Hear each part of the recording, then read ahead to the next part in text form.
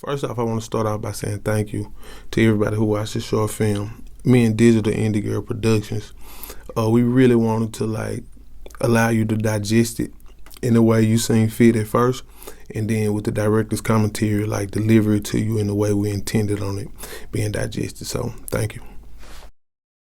So I think it was important to add different layers to this visual, especially with it being so short, even though it's a short film. We also had to keep in mind that some would digest it as a music video, but we wanted to have texture and symbolism that would make it more impactful without it being overwhelming. So to open as the director, I had a different opening scene in mind, but once I seen the first edit, I felt like it was open, perfect. So in the scene, you could see the love on the bracelet, and we felt like that was important for optimism, so the viewer could feel like it was a chance for this relationship. We also wanted to focus on the leaves on the ground, to be symbolic to the new beginnings, like your life, like a life season is changing. Then it shows me, who is playing Jack, the black Jack, with this confused look on his face because the question that was posed, I didn't really have the answer to.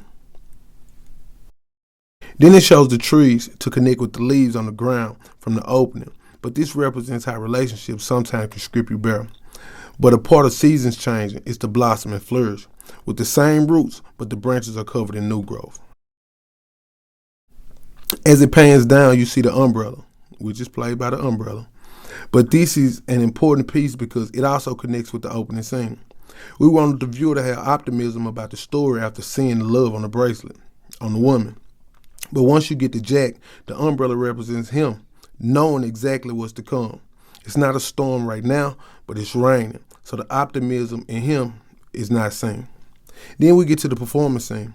We wanted to make sure we connect with the viewer, so it's important to have a conversation with the audience first, because essentially, they're watching it from the outside looking in. But Jack feels like they're the only one who understands how he feels, because they don't know how to communicate.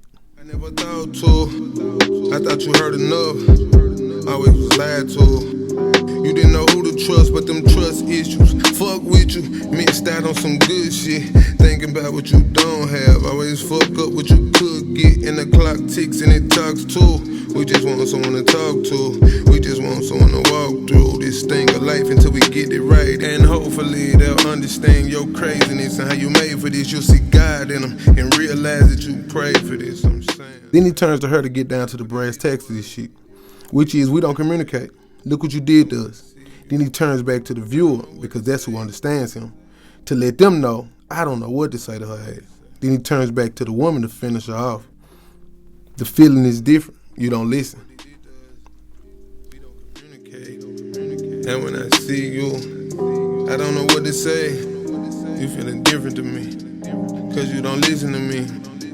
I gotta deal with it. This couldn't be. Then he lets her go, because he has to deal with that this couldn't be.